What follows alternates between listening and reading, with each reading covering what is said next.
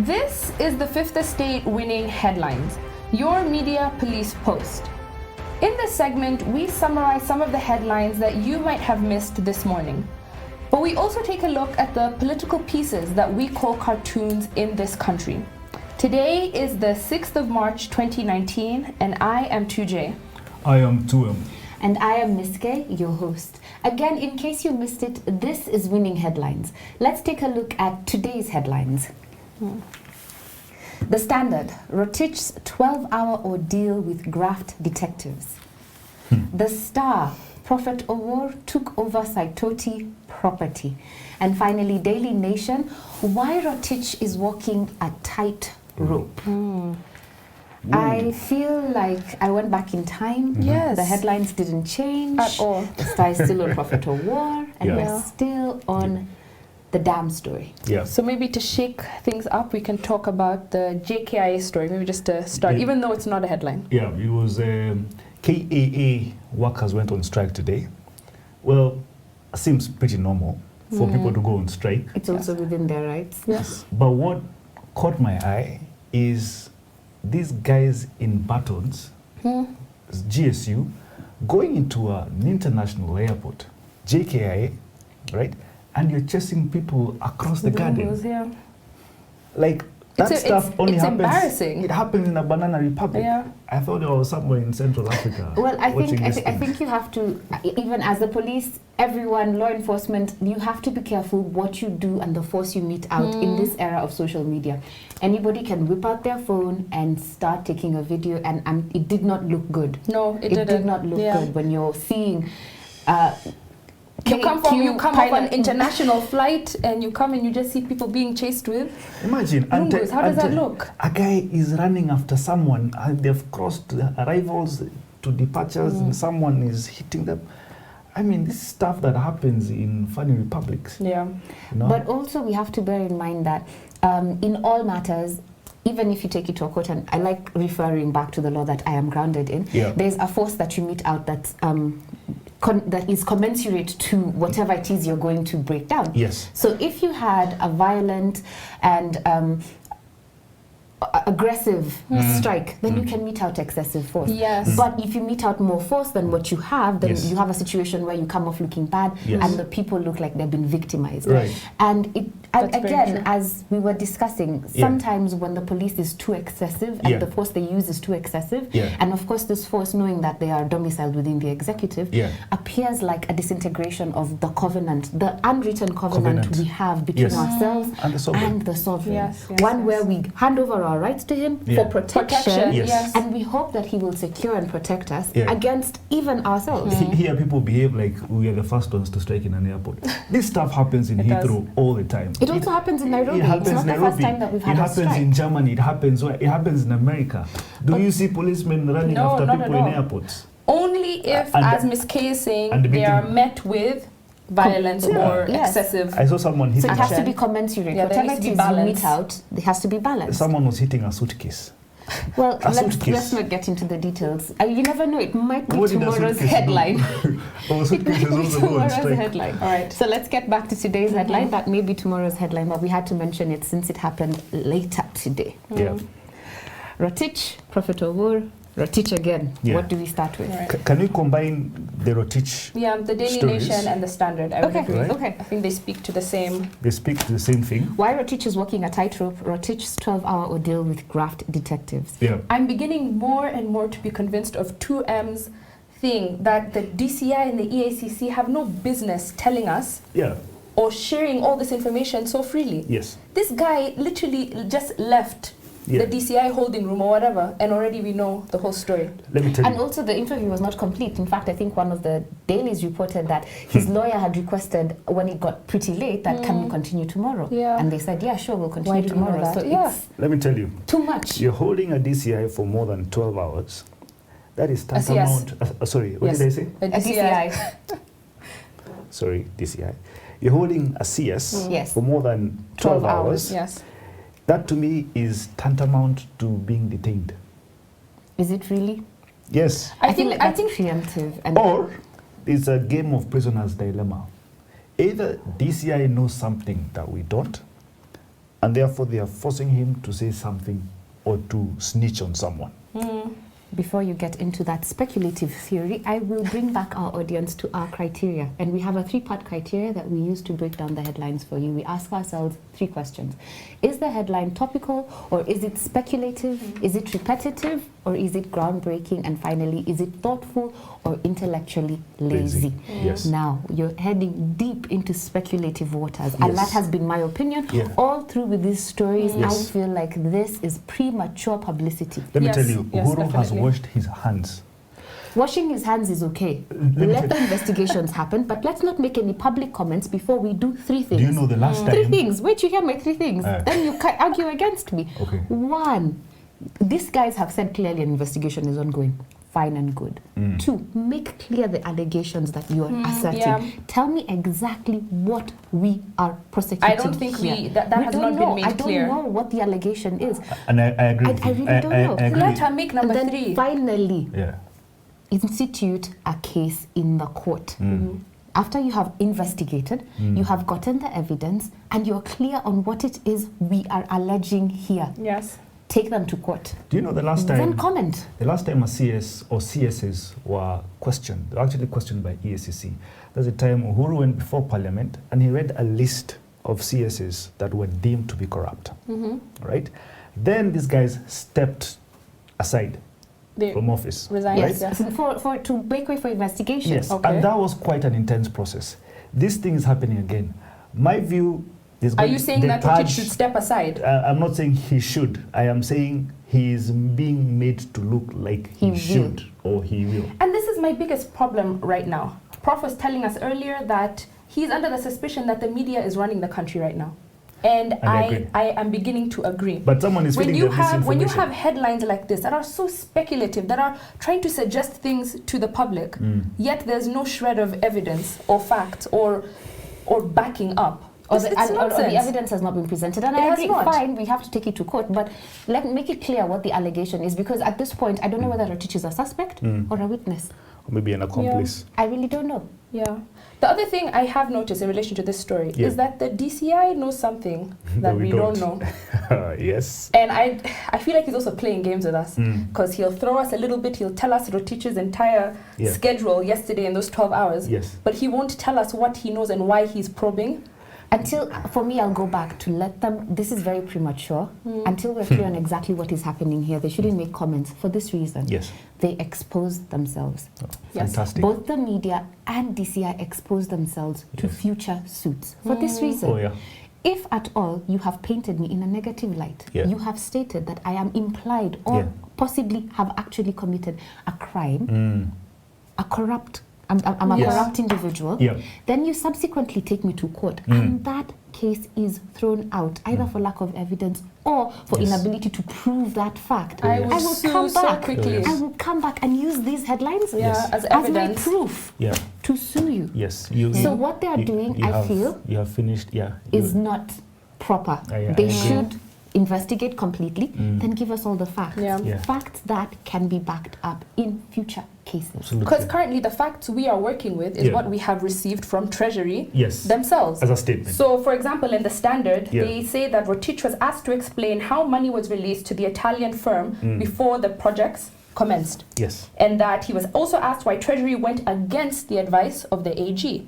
But if we look at the statement that was made by ROTICH himself, he said that the financing agreement was forwarded to the AG office for legal clearance. The AG's office cleared the financing facility agreement for signing, subject to some amendments and undertaking of due diligence from the contractor. The contractor in this case is CMC. CMC, data vendor. So this was done, and the financing agreement was prepared for signing. So as far as we're getting from Treasury and ROTICH himself, they went for legal opinion, which they're not bound to stick with, but they took the legal opinion from the AG. The AG gave their comments. As far as we can tell, they took those comments on board and everything was done. Here's the thing. KINOTI is asking the right person the wrong question. It is not within KINOTI's purview to ask why a legal advisory was not followed. That's very true. His purview should be restricted to criminal culpability, right? What he should be, or the organ that should be asking ROTICH the question that KINOTI is asking him is either Parliament or Senate. Yes. Right? Because KINOTI has advisors of his own.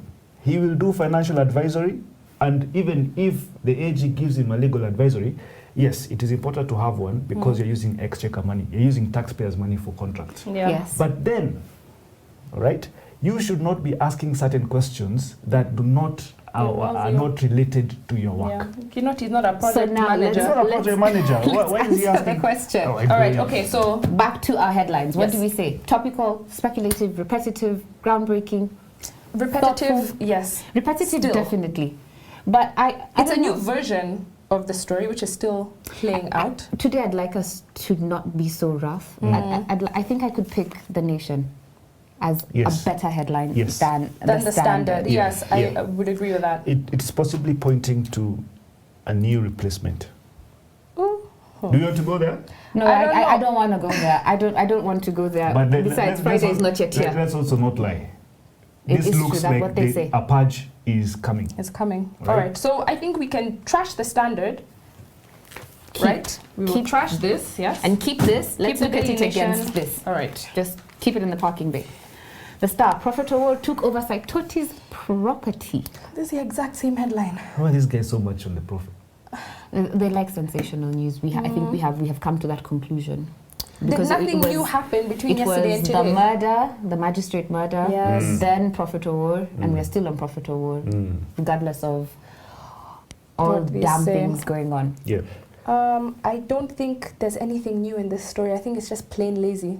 The only new piece of information is that the 1.5 billion worth of property that belonged to Jane, or belongs rather to Jane Muthoni, Yes. part of it was actually a gift from Saitoti. Yes. I've read that. What's the relevance? Does the fact that I got it from Saitoti make it I have any no more idea. special? I don't know. think so. So I would. Yeah, I think they're just trying to, they want you to see Saitoti, Prophet Award Award. together and say, what? Yeah. Increase sales Yeah. for their, Not a bad business decision. but not a winning headline. Not a winning So headline. This we toss one, it? we're violently trashing, yes. That then leaves why ROTICH is walking a tightrope. Yeah. Can we agree this is our winning headline? Do we have something in between winning and trashing? It is good because it's not bad. Yes. but it's not excellent. Yep. This is an okay headline. It's an okay headline, and for that reason we'll keep it. Okay. There you go. On to our next segment, the political opinions that we call cartoons in this country. Yes. And just like the headlines, we have a three-part criteria that we use to break them down for you. We ask ourselves, are they humorous or are they dry? Are they satirical or are they pessimistic? And are they effective or are they just plain lazy? Right. And I see you've opened up The Nation. It's a caricature of new CS for sports, CS Amina. She's just entered the sports docket, and there are two trays. One is full, one is in, and the other one is out. And she seems shocked by, like, where do I start now? Yeah. Does it telling you anything? I say it's a good picture, a good drawing of her. No? Now we're speaking up to the art of the caricature. That's the only compliment I have. But where is the city pink? Are you saying the city is pink? I feel like it's Sexist. Yes, I feel like this is a bit sexist. It's a bit sexist that it's a pink seat and she's walking in and she has no clue what to do with sports. I take issue with that. Yeah, definitely. I take issue with that. There are definitely several members of my gender that are very well aware of what happens in this particular I docket. think the only thing that makes this cartoon is interesting is the seat, the pink seat. So now we have two compliments. Okay. Miske? No, I don't like it. I don't like it. It's pessimistic. For me, it as is a very member of the pessimistic, female definitely. gender, it is dry. Yeah. I don't like it. Quite honestly, I wish her well in this new role that she has. In fact, don't see- I wish that she would shock everyone and remedy the two CSs that preceded her and have left definitely. under Yeah. bad circumstances. I wish she would very change true. that. But it doesn't change the fact that this is not funny. No, it is not funny. It is. Yeah. It is not humorous. In It's not fact, it's very humorous. dry. Yes. It is not satirical. In fact, it's pessimistic. Yeah. And it is not effective. It is plain lazy. Therefore, we trash it. But the look on her face. We trash it. All right, goodbye. Who do we have here? Okay, we have the Star. Oh, I like this. Jubilee is intact. Raila is the one trying to split it. So we have two individuals, one who looks like our DP, the other who looks like our president in a mud fight, both holding Jubilee buckets. Yes. And the one who looks like DP says Jubilee is intact. Raila is the one trying to split it. But and it's a thought. It's not verbalized. But it's what we said yesterday, you remember? It's what he's thinking. No. Raila has been in Jubilee, has been in Jubilee for 365 days. Yes. This is what he's caused. Mudslinging at each other. And he has experience in doing this. He disintegrated KANU in just 200 days. So, yeah. And they've done a really good job of slinging mud at each other. The only parts that are still clear are their faces. Is he dodging? He's dodging. Oh, definitely. Did he miss it? Definitely, he missed it. Yeah. Uhuru here has his eyes are... What do we say? His eyes are red. Bloodshot. Please, can we focus? And then RUTO has...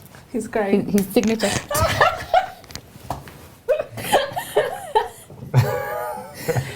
And that shows, no apologies, that shows the opinion that we're receiving directly from our in-studio audience.